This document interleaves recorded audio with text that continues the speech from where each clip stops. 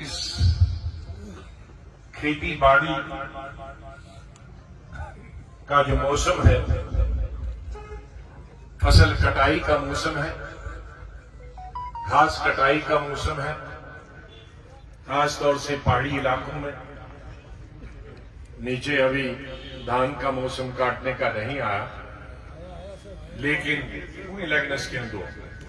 लेकिन मक्की और घास खास तौर से आजकल उसका काम अपने उरूज पे। तो मुझे बहुत सारे साथियों ने, बल्कि मैंने भी उनको कहा नहीं, आज 1 साल हो गया हमारी पार्टी को बनाए हुए, तो इसे तो मनाना ही चाहिए। और बड़ी कितनी मीटिंग है उसका सवाल नहीं है, हर ब्लॉक से वादी के लोग आ जाएं, उनकी नुमाइंदगी हो, उनकी हाजिरी हो, और हमने 1 साल में क्या किया और इस पार्टी का मकसद क्या है, इस पे कम से कम हमारे जो अहदेदारान हैं उनको जानकारी होनी चाहिए, उनको मालूम होना चाहिए कि हमारा रास्ता क्या, हमारी मंजिल क्या। जब इंसान को मंजिल मालूम होती है तो इंसान रास्ता खुद निकालता है। कोई पगडंडी से जाता है, कोई लंबी सड़क से जाता है, कोई मोटरसाइकिल से जाता है, कोई गाड़ी घोड़े पे जाता है, कोई हेलीकॉप्टर पे जाता है, लेकिन उसे मंजिल तो मालूम होना चाहिए। तो उस मंजिल के बारे में भी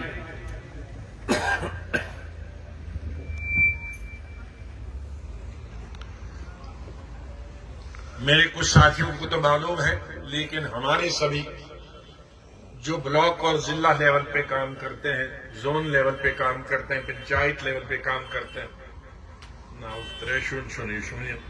बुखार हुई असर सांस चल,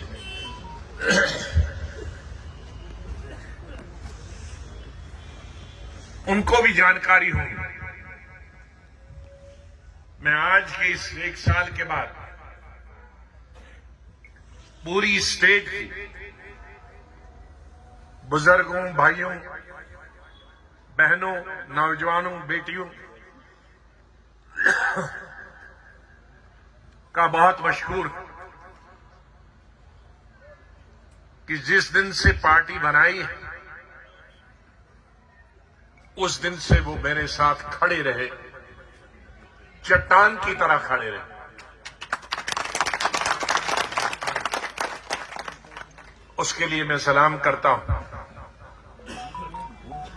आप सब लोग, पूरी स्टेट के लोग, शहर और देहात के लोग, बड़ों और छोटों का। मैं कभी कभी सोचता था कहीं मैंने गलती तो नहीं, लेकिन जब मैं अंदरूनी इलाकों में जाता हूं, चाहे वो कश्मीर के हों, सूबे के हों, तो मैंने उनकी तवक्कात मुझसे जो है मुझे हैरानी भी हो गई, और कभी कभी मैं डरता भी हूं कि जितनी तवक्कात हमारे बुजुर्गों, नौजवानों को, बहनों को, बेटों मुझसे और मेरी पार्टी और मेरे साथियों से,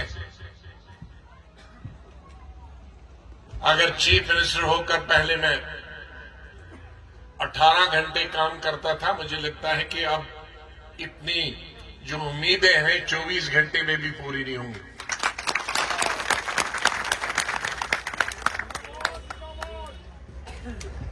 हमारी सियासी मसाइल बहुत बढ़ गए। वैसे तो सियासी तौर पर हमारी रियासत 1947 से ही सियासत का शिकार हुई।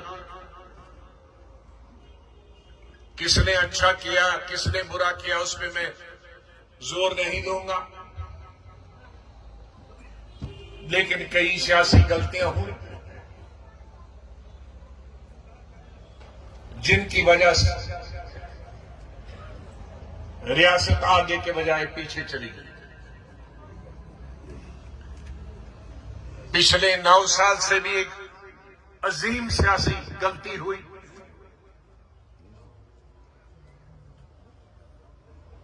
जो 370 और 35A और 35B,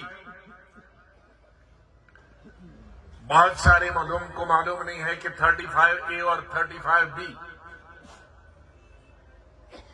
सिर्फ आजादी के बाद नहीं आया, बल्कि 1925 में महाराजा हरि सिंह ने लाया। पहला ऑर्डर 1925 में उन्होंने निकाला, दूसरा 1927 में निकाला और तीसरा स्टेट सब्जेक्ट की शक्ल में उसको कानूनी शक्ल 1930 में दी। तो उस वक्त के हुक्मरान ने भी, मैं इसका पार्लियामेंट में जिक्र कर चुका हूं कि काश अगर शायद बीजेपी को यह मालूम होता तो फिर शायद नहीं किया होता, वरना इनको लगता था ये कश्मीरियों ने मिलकर कोई नई साजिश बनाया। उसका मतलब है कि उस वक्त भी अजान किस वजह से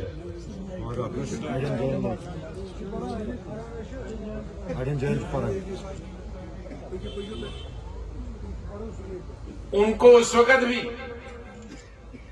ये बताया गया क्योंकि पंजाब के लोग उस वक्त पंजाब असली लाहौर को बोलते हैं और वो सबसे अमीर था, मुसलमान भी, सिख भी, हिंदू भी, कि ये जम्मू कश्मीर की जमीन खरीदेंगे और बाद में हमको कटोरी लेके भीख मांगनी पड़ेगी, जमीन के लिए हमें जगह दे दो। ये नौकरियां पढ़े लिखे लोग हैं, क्योंकि लाहौर की यूनिवर्सिटी सब उस वक्त दुनिया की मशहूर तरीन यूनिवर्सिटी में थी।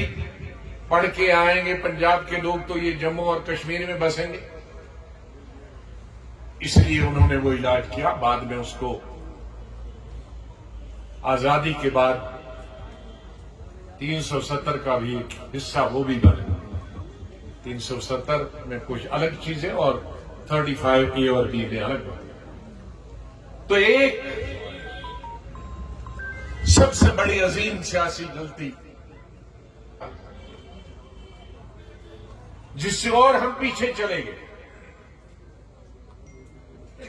एक अनसर्टेनिटी पैदा हो गई,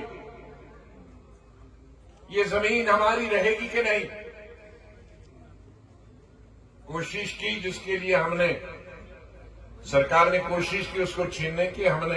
मैंने जो कानून बनाया था, पहला कानून महाराजा ने बनाया था, शेख साहब ने उसके बाद बनाया, फारूक साहब ने भी कोशिश की, लेकिन मैंने बड़े पैमाने कहा कि जो जिसमें कब्जा है 20 साल से ऊपर वो उसकी जमीन है।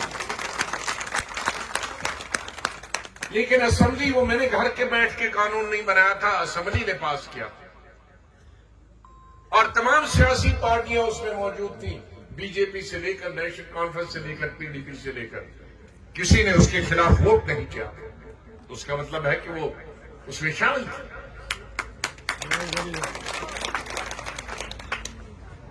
खिलाफ वोट देने का मतलब है कि आप उसके हिस्सेदार हैं। वो जमीन भी वापस ली। उनको क्या मालूम,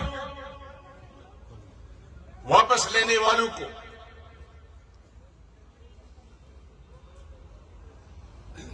कि हमारे पहाड़ों पे लोग गुजर बकाल वाले रहते हैं, हमारे गांव में लोग जिसको आज से 20 कनाल थी अब उसके 50 बच्चे हो गए, अब खेती के लिए जमीन नहीं है, अब घर बनाने के लिए जमीन की जरूरत पड़ती है उनको, सरकारी जमीन। खेती कब की खत्म होगी, क्योंकि हमारा पहाड़ी स्टेट 80% तो हमारी जमीन पहाड़ों और जंगलात में लोगों के लिए कहां। इसलिए जमीनें हमारी सरकार की वो लोगों के लिए है, लोग सरकारी जमीन के लिए नहीं। अल्लाह ने सबसे बड़ी नियामत चीज इंसान को पैदा किया है और पूरी कायनात उसके लिए। ये फल फ्रूट दरिया समंदर पानी अल्लाह ताला ने इंसान के लिए बनाया। लेकिन इंसान नहीं होगा जमीन को क्या करें। बहरहाल एक वो बड़ा सियासी गलती की, उससे अभी हम जूझ रहे हैं। इलेक्शन का कई सालों से इंतजार कर रहे हैं। सुबह आएगा शाम आएगा, गर्मियों में आएगा सर्दियों में आएगा। कई लोग तो जान बहक हो गए कि इलेक्शन का इंतजार करते थे। इक्तिसादी हमारी मुसीबत है, महंगाई आसमान को छू रही। ये सच है कि सिर्फ हिंदुस्तान में नहीं है, पूरी दुनिया में, अमेरिका और बर्तानिया में भी है, यूरोप में सबसे ज्यादा। लेकिन हम एक गरीब मुल्क, वहां दूसरे वसाइल, वहां दूसरे जराए, हमारे पास कोई जराया नहीं। खेती बहुत छोटी, जमीन बहुत कम, वो भी मौसम पर दारमदार। ओले गिर गए तो फसल खत्म, बारिश ज्यादा गिरी तो खत्म, बारिश नहीं हुई तो खत्म। फ्रूट आ गया, उसके फूलों पे अगर ओले पड़ गए तो खत्म। सेब बन गए, अगर मार्केट नहीं मिली, गाड़ियां वक्त पर मंडी में नहीं पहुंची तो खत्म। हर चीज यह अपने हाथ में नहीं। आ जाके हमारी इक्तिसादी हालत को बेहतर करने के लिए हमारे पास टूरिज्म और नौकरी कहां मिल रही।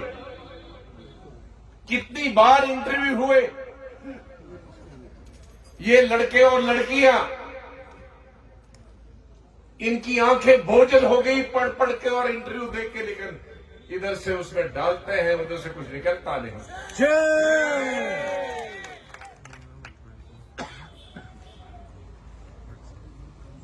हमारी सामाजिक प्रॉब्लम है।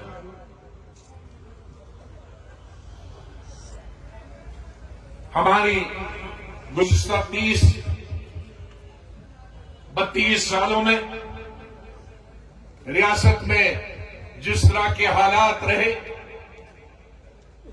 कश्मीर में हो या जम्मू सूबा में हो, शहर में हो या देहातों में हो, उससे कई नौजवान से स्टेट महरूम रही। कई वालिदैन ने अपने बच्चे खो दिए। लेकिन उसके साथ एक बहुत बड़ा जुल्म हुआ कि हमारी कई बेटियां हजारों की तादाद में बेवा हो गई, हजारों की तादाद में बच्चे यतीम हो गए, लेकिन रोजगार नहीं। आज ये इक्तिसादी ही नहीं बल्कि एक समाजी मसला भी बन गया। हमारे लाखों लड़के और लड़कियां, हमारे बेटे और बेटियां, वो आज पढ़ लिख के, बीए करके, बीएलएलबी करके, एमए, बीएड, पीएचडी करके बेकार है, बेरोजगार है। उनके वालिदैन के पास जो भी सरमाया था, अब हमारे तो 90-95% गरीब लोग हैं, उनकी मैं बात करता हूं, अमीरों की बात नहीं करता। वो अपने बच्चों को बिजनेस में भी लगाते हैं, तिजारत में लगाते हैं, कारखानों में लगाते हैं।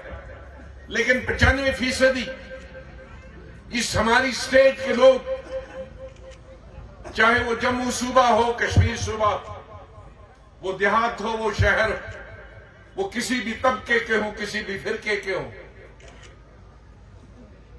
वो कश्मीरी हो, पंजाबी हो, डोगरी हो, वो गोजरी हो, पहाड़ी हो, मैदानी हो, वो गद्दी हो या ना हो, एससी हो या एसटी हो, सबकी एक जैसी मुश्किलात इस इक्तिसादी और समाजी दलदल से निकलना, तकरीरों से नहीं निकलना है, तदबीर बनानी है।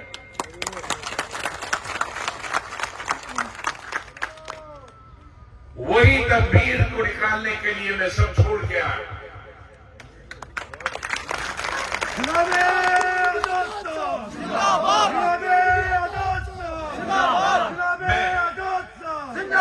मैं 2005 में भी इसीलिए आया था।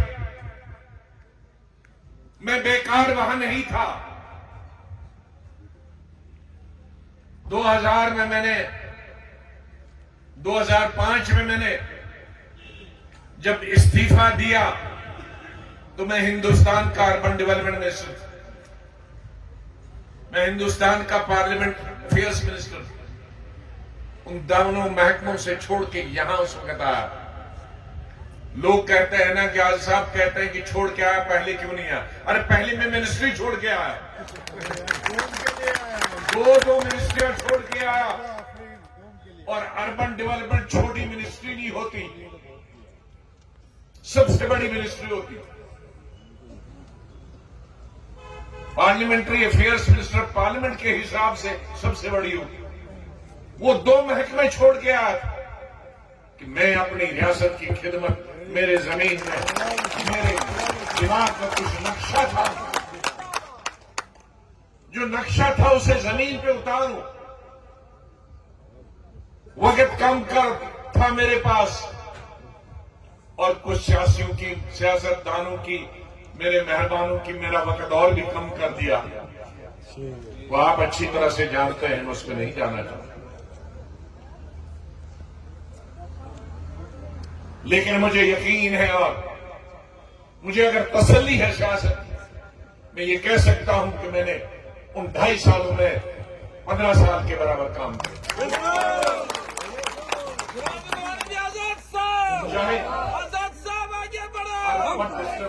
डिस्टर्ब मत करो, चाहे किसी को अच्छा लगे या बुरा लगे।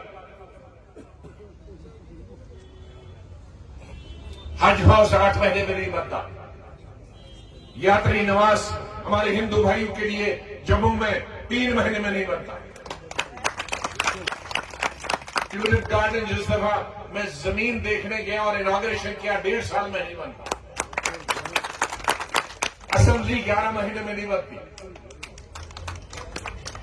इस तरह से कई पुल, कई इमारतें, कई स्कूल, कई कॉलेज 1 साल में, 1.5 साल में बने। लेकिन उसके बाद क्या हुआ? मैं अभी सुरड़ी साहब के साथ मड़वा गया और लोगों ने पब्लिक मीटिंग में मुझे कहा कि साहब आपने डिग्री कॉलेज दिया था जब चीफ मिनिस्टर ये थी हाथ में दिया। यस नजदीक है। तो कल मैं जब देखने गया, मैं समझा था उसमें बच्चे होंगे, उसका पहला छत भी अभी नहीं बना था। और इस बात को 16 साल हुआ।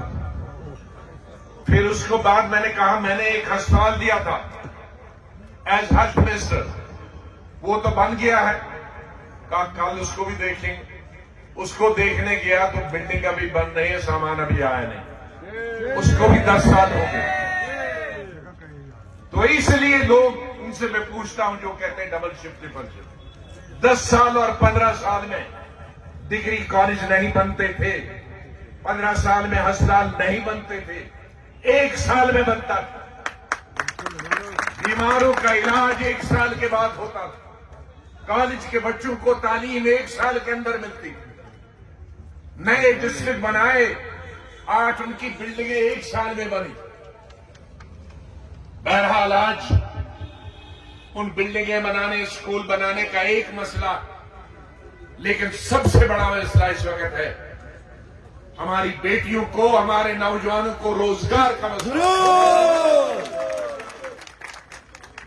हमारी जहलत और गुर्बत, बेकारी और बेरोजगारी को खत्म करना सबसे बड़ा सियासी मसला।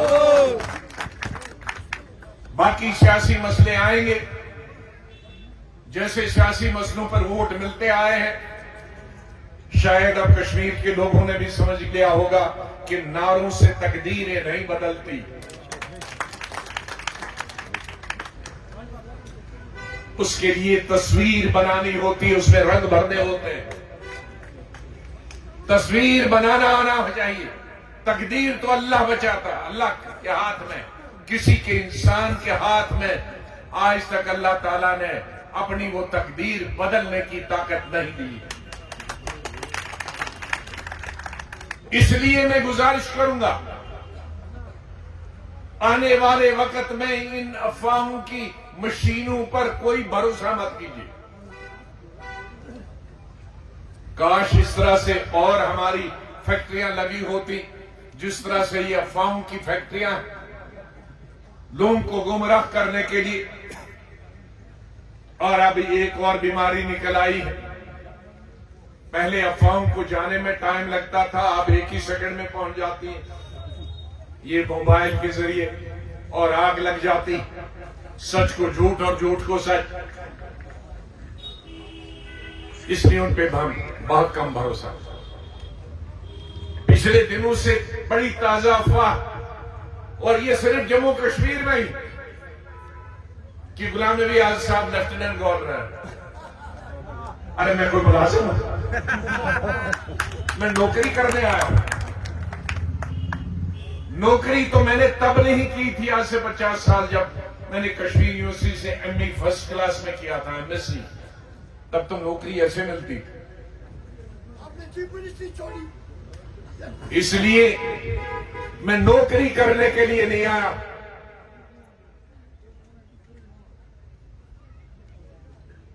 मैं खिदमत करने के लिए आया। और मैं अपने दो साथियों से बताना चाहता हूं, मुझे दो चीजें बहुत खराब लगती। दोबारा प्लीज उनको कभी रिपीट मत करिए। हमारे लीडर ही वो नारा देते हैं, वर्कर भी देते हैं। हमारी मजबूरी है, क्या है पता नहीं। क्या होगा अंशु? ये जरूरी नहीं, सिर्फ अल्लाह ताला मजबूरी है सबकी, और कोई नहीं। दोबारा मैं इसके खिलाफ। अल्लाह ताला ने नेमत बदल हर इंसान के लिए रखा।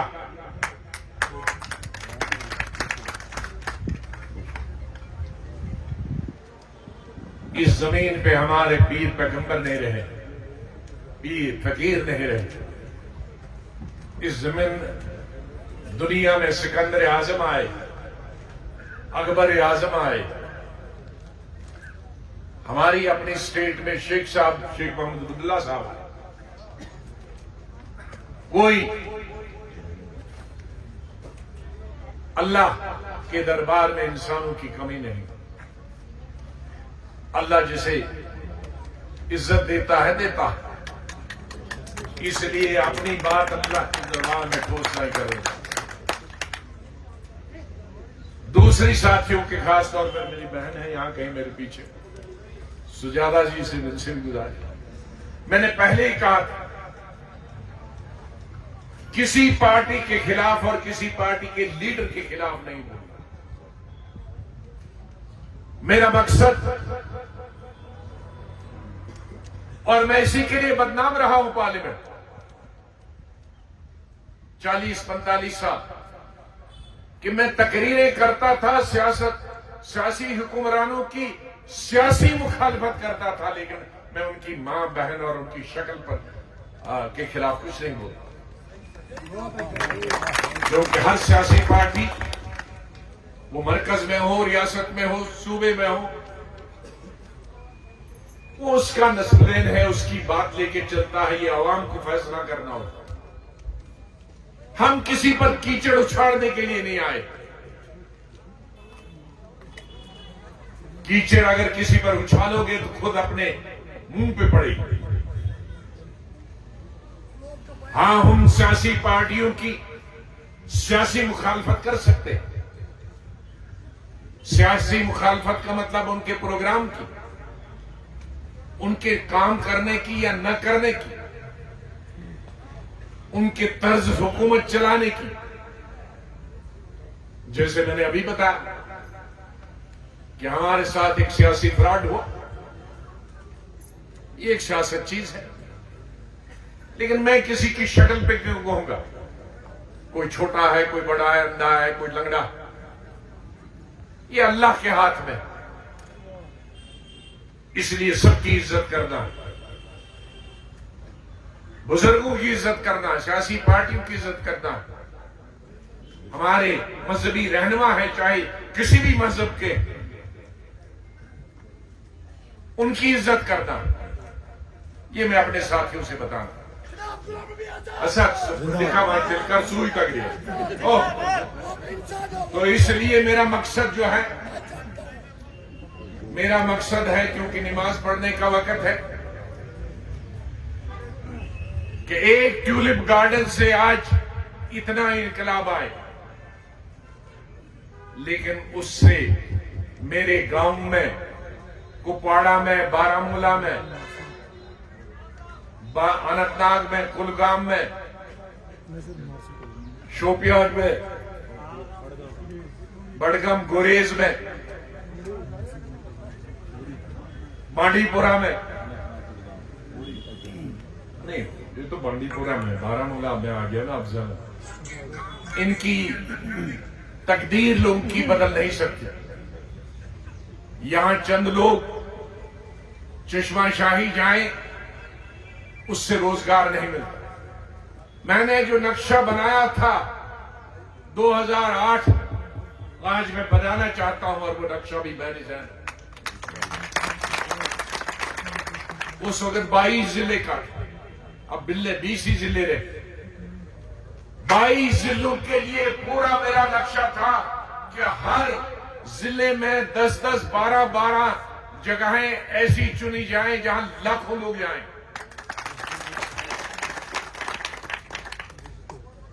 ताकि हर जिले में टूरिस्ट जाएं। हमारी इतनी फैक्ट्रियां तो लग नहीं सकती, लेकिन टूरिज्म ही है। मैं हिंदुस्तान का 5 साल टूरिज्म भी रहा हूं, 90s में नरसिम्हा राव के जमाने, लेकिन बदकिस्मती से उस वक्त मैं कुछ नहीं कर पाया। जितना भी टूरिस्ट था उस वक्त मैंने लद्दाख और केरला के लिए डाइवर्ट किया, क्योंकि यहां तो उस वक्त आदमी घुस नहीं सकता था, यहां के लोग भाग गए थे, हिंदू मुसलमान। तो वो नक्शा जो तकरीबन 200-300 जगहें हमने इस 20 डिस्ट्रिक्टों में बन सकती, हर जिले में, हर तहसील में टूरिज्म, जिससे वहां दुकानदार फायदा हो, जैसे हमारे लड़के जो है, लड़कियां होटल बने, रेस्टोरेंट बने। नौकरी तो अलग है, लेकिन नौकरी में आज इतने लाखों करोड़ों लोग जाते हैं, क्योंकि इतने करोड़ों लाखों लोगों के लिए करोड़ों बजट चाहिए। तो सारा बजट नौकरी में जाएगा तो खाना कहां से आएगा, राशन कहां से आएगा, अस्पताल के लिए कहां से।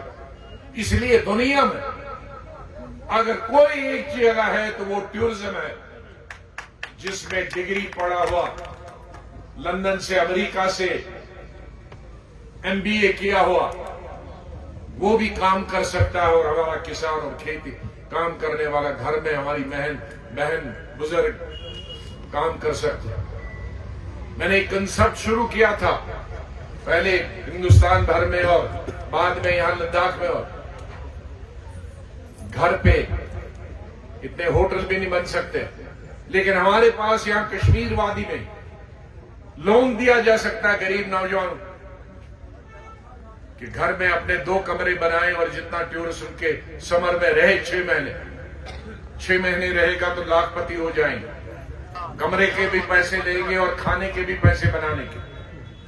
वह उसमें हमारी बुजुर्ग मां बहन अनपढ़ कम पढ़ी लिखी वो भी खाना बनाएगी, उनका भी पैसा मिलेगा। इसलिए मेरे पास एक नक्शा है, उस नक्शे में रंग भरने के लिए आया हूं, नौकरी करने के लिए मैं जम्मू कश्मीर में। हमारे लोगों का ताउन रहेगा तो इंशाल्लाह वो ख्वाब पूरा होगा, वरना हर ख्वाब तो पूरा होता नहीं है। लेकिन एक ख्वाब है कि इन बहनों का, इन बेटियों का, इन नौजवानों के और हमारे जो बुजुर्ग हैं उनके कम से कम ये आंसू पूंछ डालने में अगर हमारी थोड़ी सी मदद हो सकती हो। हमारे सब मेरे साथी नौजवान, मैंने उन सब से कहा मेरे पास आना है, मेरे साथ काम करना है तो कुर्बानी देने के लिए आना है, पैसे बनाने के लिए नहीं। आज बड़ी मुसीबत है कि सियासत में पैसों का दौर आया।